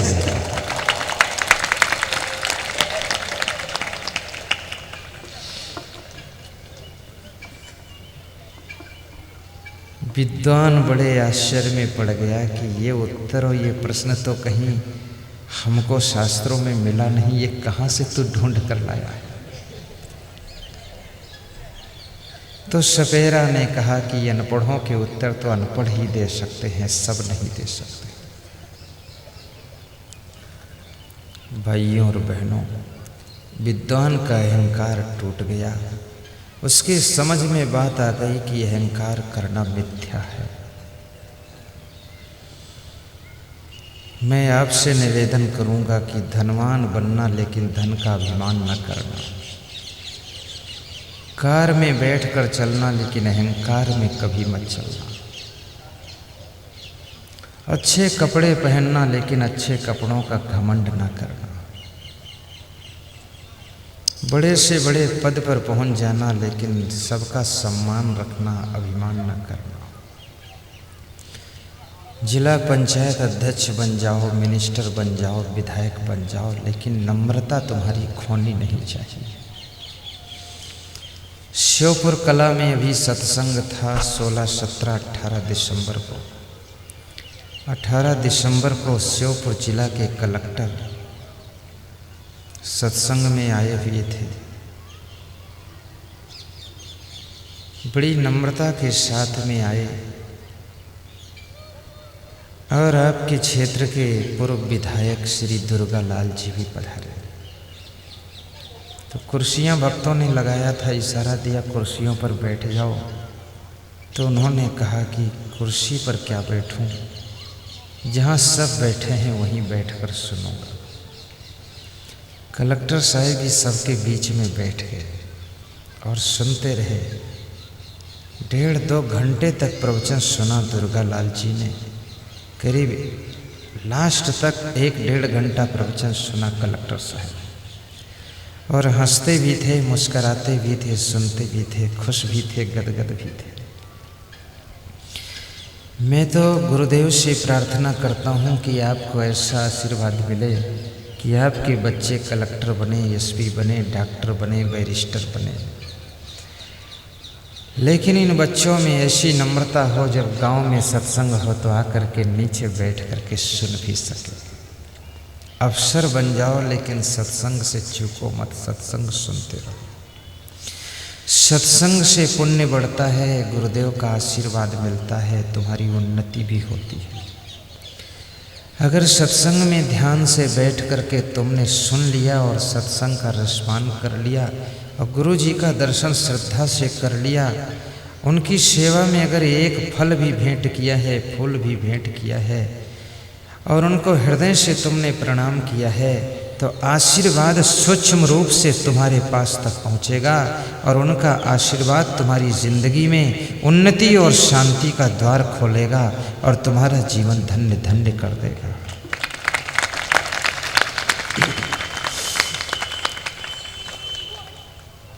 सदगुरु कबीर साहब कहते हैं कि मानुष तेरा गुण बड़ा, मांस नावै काज। हाण न होते आभरण, त्वचा न बाजन बाज। हे मनुष्य, तेरे गुणों की महिमा है, तो तेरे गुणों के कारण ही महान है। अवगुणों के कारण ही तू बदनाम है और गुणों के कारण ही तेरा नाम दुनिया में है। राम और रावण में क्या अंतर है? राम का शरीर भी तो मिट्टी का पुतला है, रावण का शरीर भी मिट्टी का पुतला है। लेकिन राम का शरीर गुणों का गुलदस्ता है और रावण का शरीर अवगुणों के कांटों से भरा हुआ है। आपका जीवन गुणों का गुलदस्ता बनना चाहिए। फूल को देखो तो खिलता और महकता है, बुलबुल को देखो तो मस्ती से चहकता है, पर इंसान को क्या हो गया भगवान, जब देखो तो चिढ़ता है या बहकता है, कुढ़ता है या बहकता है। फूल भी कांटों के बीच में गुलाब का फूल खिल जाता है, सौंदर्य बिखेरता है। कोयल पंछी, बुलबुल पंछी आकर के गीत गा जाती है, उसके पास में न जमीन है, न दुकान है, न बिजनेस है। लेकिन तुम्हारे पास में सब कुछ है, दुकान भी है, ज़मीन भी है, मकान भी है, खेती भी है, सर्विस भी है, फिर भी चेहरे पर मुस्कान नहीं है, आपके कंठ में गीत नहीं है, संगीत नहीं है, आपके चेहरे पर चिंता की रेखाएं दिखाई दे रही है। जीवन को संगीत बनाइए, अपने मन को मस्ती में डुबाइए, चिंता छोड़िए, सुख से जीवन जिए। शराब पी करके चिंता से छुटकारा पाने की कोशिश मत कीजिए। शराब का नाम कितने लोगों ने चिंता हरण टॉनिक रखा है। शराब का नाम लोगों ने रखा है चिंता हरण टॉनिक है, इसको पीने से चिंता हर जाती है। लेकिन शराब पीने से चिंता नहीं दूर हो सकती है प्यारे भाइयों। जैसे कोई कबूतर बैठा है, कबूतर पंछी होता ना, जानते हैं आप लोग? कबूतर बैठा है और कबूतर को खाने के लिए बिल्ली आ रही है, तो कबूतर आंख मूंद ले तो क्या बिल्ली गायब हो गई है? केवल कबूतर को दिखती नहीं है, लेकिन बिल्ली बढ़ती चली आ रही है। और जब कबूतर आंख मूंद लेता है तो बिल्ली आराम से कबूतर को पकड़कर दबा लेती, खा जाती है। भाइयों और बहनों, इसी प्रकार से तुम शराब पी करके आंख मूंद लेते हो, लेकिन चिंता की बिल्ली कहीं चली नहीं जाती है। वो धीरे धीरे चिंता की बिल्ली तुम्हारे पास तक आती है और तुमको दबा लेती है, तुमको टेंशन में पहुंचाती है। याद रखना, ये चिंता की बिल्ली शराब का नशा पीकर आंख मूंदने से दूर होने वाली नहीं है। आप शराब का नशा कभी ना करें। नशा करना हो तो सत्संग का नशा करें, भक्ति का नशा करें। सत्संग का नशा आपकी सारी चिंताओं को दूर करेगा, दुखों को दूर करेगा। आपकी बेटी की चिंता भी आपकी दूर हो जाएगी। याद रखना, ऐसे ऐसे लोगों की चिंताएं दूर हुई हैं। जो लोग चिंता में सो नहीं पाते थे, उन्होंने गुरु चरणों का आशीर्वाद लिया है तो उनकी चिंता दूर हुई है। आज वे मुस्कुराते हुए मिलते हैं, कहते सब ठीक हो गया है।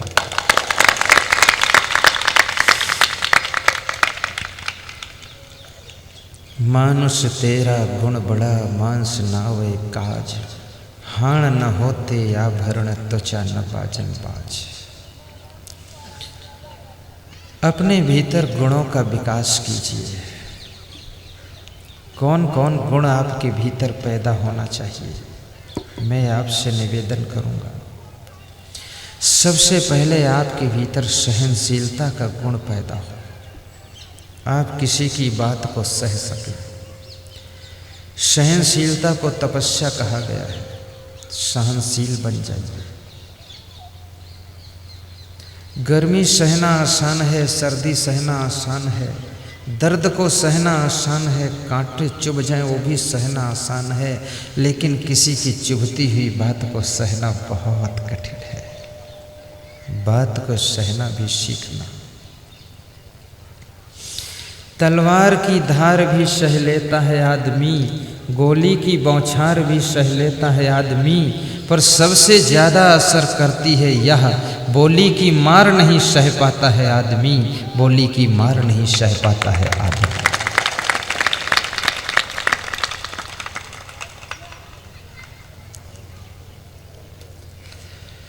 आपका जीवन सुखी हो, मंगलमय हो, ऐसी शुभकामना करता हूँ। आपके घरों में सुख शांति आए, आपके बेटा बेटी बुद्धिमान हो जाएं। एक और कोशिश करना, आपके एक गुण का और विकास करो। आपके घर में कोई गलती करे, 3 बार गलती करे तो उसको क्षमा कर देना, और चौथी बार गलती करे तब उसको समझा देना। अगर 3 बार गलती को क्षमा करने की कोशिश करोगे तो याद रखना, फिर चौथी बार शायद गलती वो करेगा ही नहीं और आपको शांति बनी रहेगी। क्षमा करने का गुण भी विकसित कीजिए अपने भीतर। बहू को क्षमा कीजिए, सासू को क्षमा कीजिए, अपने पति को भी क्षमा कीजिए, पत्नी को क्षमा कीजिए। गुजरात में एक नई लाड़ी ससुराल में गई तो उसके हाथ से कांच का बर्तन आंगन में फर्श पर गिरा, फूट गया। पिता पुत्र दोनों बैठे हुए ड्राइंग रूम में अखबार पढ़ रहे थे। पिता ने अपने बेटे से कहा कि देखो घर में कौन बर्तन फोड़ रहा है। तो पुत्र कुछ नहीं बोला। गोपी की ड्यूटी बाहर है, बच्चे हल्ला मचा रहे हैं, यहाँ टहल रहे, तुम भी मालूम पड़ता नई लाड़ी हो। प्रीकर दास तुम राउंड कर लो, ये आल्हा जो गा रहे बच्चे इनको शांत करो, एक जगह बैठो ना। कोशिश करना कोई बच्चे हल्ला न मचा पाने, बच्चे तो बच्चे हैं। तो लाड़ी से बर्तन गिरा, कांच का बर्तन था, फूट गया। और वो जब बर्तन फूट गया तो बड़े जोर से पिता जो है अखबार मेज़ पर पटकता है और अपने बेटे से कहता है कि घर में जाकर देखो कौन बर्तन फोड़ रहा है। तो बेटे ने कहा पिताजी चिंता मत कीजिए, घर वाले घर का हाल जानेंगे, बाहर वाले बाहर का जानेंगे, हमको क्या चिंता है।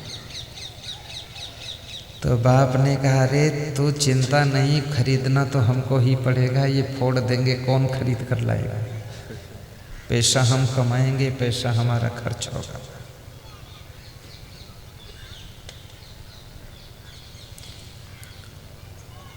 बहुत विचित्र बात हो गई, घटना घटी।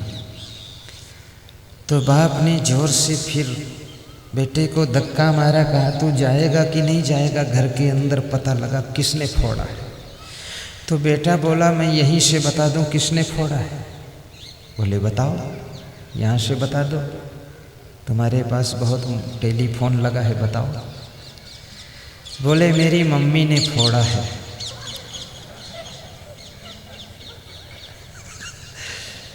कहा तेरी पत्नी नहीं फोड़ सकती है क्या? तेरी मम्मी फोड़ा है और तेरी पत्नी? अरे बोले वो इतनी समझदार है, कभी गलती नहीं करती। कहा तेरी माँ? अरे कहा वो तो इतनी नासमझ है कि बर्तन फोड़ दे, बाल्टी फोड़ दे, खोपड़ी फोड़ दे, क्या बता। वो लड़के का जो पिता है सेठ है, वो जोश में आ गया, उठकर खड़ा हुआ, बोला कि मैं अंदर जाकर देखता हूँ कौन फोड़ रहा है।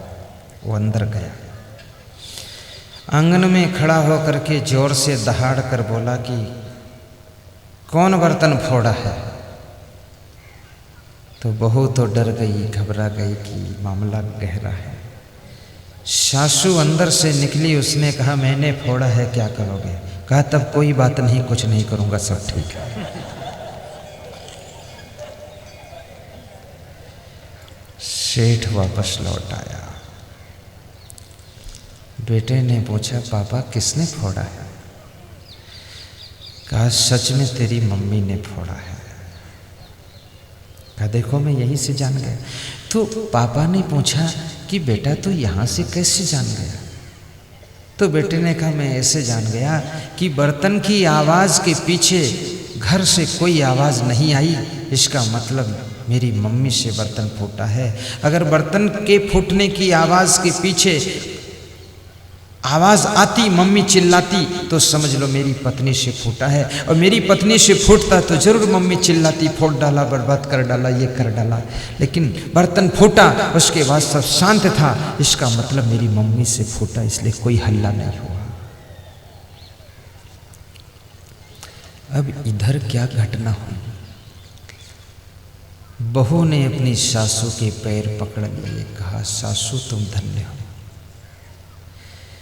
जो प्यार और स्नेह मेरी माँ ने मुझको दिया है उससे कहीं ज़्यादा तुमने हमको प्यार और स्नेह दिया है। ये कांच का बर्तन फूटा तो मेरे हाथों से था, लेकिन मेरे ससुर जी आए, तुमने मेरी गलती अपने ऊपर स्वीकार कर लिया। ऐसा क्यों किया सासू जी? तो सासू ने कहा कि बेटी तू समझती है मैं बहू हूँ, मैं लाड़ी हूँ, लेकिन मैं तेरे को अपनी छोटी बेटी समझ करके व्यवहार कर रही हूँ। और तेरा जो ससुर है ये बहुत खतरनाक है, बहुत क्रोधी है, और ये घर में किसी को नहीं डरता है। अगर ये जान जाता तूने फोड़ा है तुझे बहुत डांटता, ये केवल मेरे को डरता है। तो मैंने कह दिया मैंने फोड़ा है, तो ये चुपचाप चला गया, शांत हो गया मामला। बहुत बड़ी बात। जितने ससुर हैं वह ताली नहीं बजाते।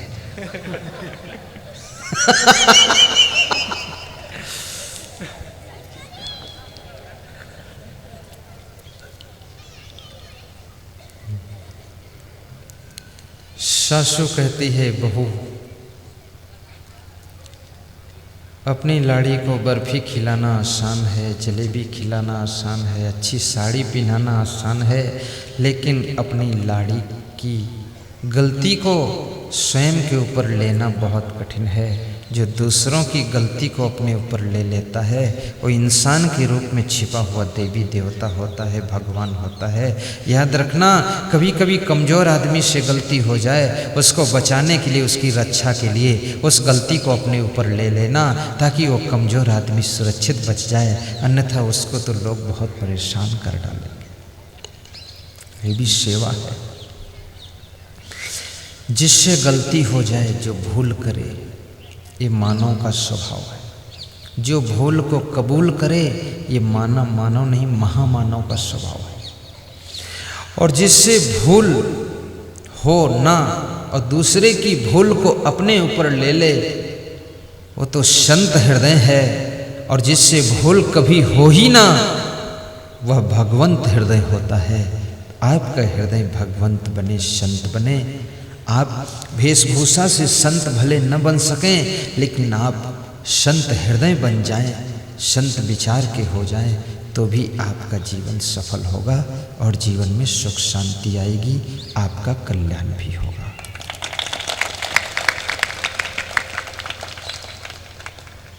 सदगुरु कबीर साहब कहते हैं कि हे मानव, तेरे गुणों की महिमा है। क्षमा के साथ साथ परोपकार का गुण भी विकसित करना, पर सेवा, संत सेवा, गुरु सेवा, माता पिता की सेवा का गुण भी विकसित करना, सफाई शुद्धता का गुण भी विकसित करना, गंदगी न फैलाना, साफ सुथरा रहना, मधुर वाणी, मीठी वाणी बोलने का गुण भी विकसित करना, सुख शांति मिलेगी। और आपको बताऊं एक बहुत अच्छी बात है, दान करने का गुण भी विकसित करना, दानी बनकर के जीना, कंजूस बनकर के मत जीना। आज इतने दानियों का सहयोग न होता तो ये प्रोग्राम कैसे होता। सभी लोग दानी बनकर के जियो। अभी हमारे आश्रम पर विराट सत्संग सम्मेलन हो रहा है 4, 5, 6 फरवरी को, उसमें आपका भी आमंत्रण है। उस सम्मेलन के लिए हमारे जो कार्यक्रम की कमेटी है उसने दान की पेटियां लगाया है कि इसमें स्वेच्छा अनुसार लोग अपना अपना दान डालें।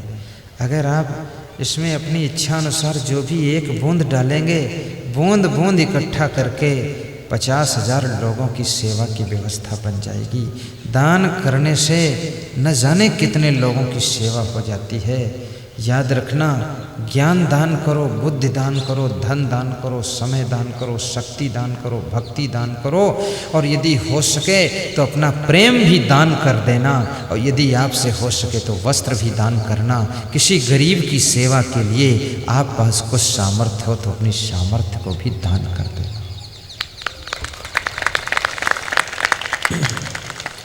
दान के गुण को भी विकसित कीजिए। अब एक और गुण आपको बताऊंगा, प्रेम का गुण भी विकसित कीजिए। अपने परिवार के प्रति भी प्रेम बढ़ाइए।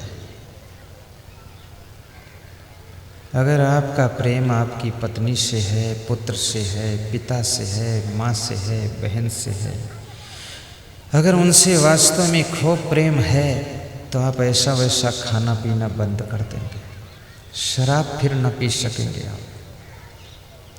क्योंकि आप देखेंगे मेरे शराब पीने से, जुआ खेलने से मेरा परिवार दुखी हो रहा है, गरीब हो रहा है, तो आप फिर उसको जरूर त्याग कर देंगे। प्रेम में तो सीता ने अयोध्या को छोड़ दिया था राम के प्रेम में पड़ करके।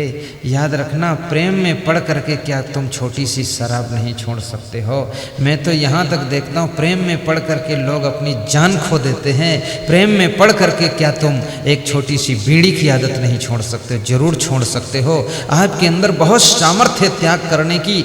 मनुष्य जब त्याग करने का संकल्प लेता है तो अपनी जान को भी त्याग कर देता है, शरीर को त्याग कर देता है। इसलिए ये शराब तो तुमसे बहुत अलग की चीज़ है, इसको तो एक झटके में तुम छोड़ सकते हो। और जब छोड़ना तो इतना दृढ़ संकल्प लेना कि आकाश के तारे चाहे पृथ्वी पे उतर आएं और पृथ्वी भी चाहे शेष के मस्तक से खिसक जाए, माणिक समुद्रों में हो पहाड़ों पे मगर जाएं, पर संकल्प छूटेगा नहीं, चाहे प्राण छूट जाए, चाहे प्राण छूट जाए। ऐसा संकल्प लेना। आप हमारे हो जाओ, हम तुम्हारे हो जाए। हम तुम्हारे तुम हमारे बन गए। गाइए, सब गाइए। हम तुम्हारे तुम हमारे बन गए, आपके चरणों में हम तो खो गए। आपके चरणों में हम तो खो गए। नाव मेरी डूबती भवधार में, नाव मेरी डूबती भवधार में, आसरा नहीं दूसरा संसार में, आसरा नहीं दूसरा संसार में। पार नैया हम कराने आ गए, पार नैया हम कराने आ गए।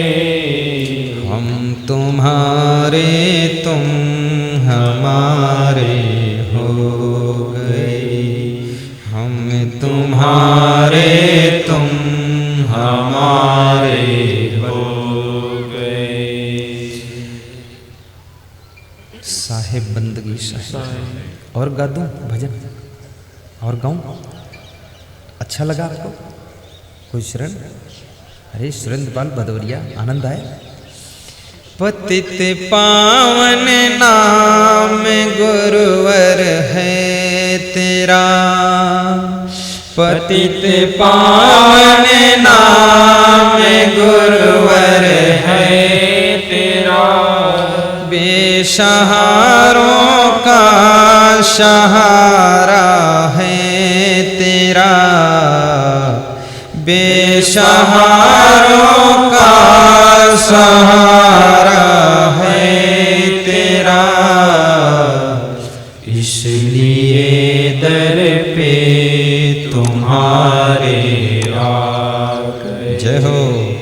इसलिए दर पे तुम्हारे आ गए, इसलिए दर पे तुम्हारे आ गए। तेरे दर पे सर झुकाने आ गए, तेरे दर पे सर झुकाने आ गए। हम तुम्हारे तुम हमारे हो गए, हम तुम्हारे तुम हमारे हो गए। मानुष तेरा गुण बड़ा, मांस न आवे काज। हाण न होते आभरण, तुच्छा न बाजन बाज। हे इंसान, तेरे गुणों की महिमा है। तू अपने गुणों के कारण पशु पक्षी कीड़े मकोड़ों से बड़ा माना जाता है। शरीर में तू बहुतों से छोटा है, लेकिन गुणों के कारण तेरा सम्मान संसार है। इसलिए अपने भीतर गुणों का विकास करना। तेरी हड्डियों के आभूषण नहीं बनते हैं, याद रखना। और तेरे चमड़े के ढोल तबले नहीं बनते हैं, और याद रखना तेरा मांस भी किसी काम नहीं आता है। लेकिन तेरे गुण ऐसे हैं जिन गुणों के कारण संसार में तेरी पूजा होती है। तो भाइयों और बहनों, आप गुणवान बनना ताकि संसार में आपका आदर हो सके, सुख मिल सके।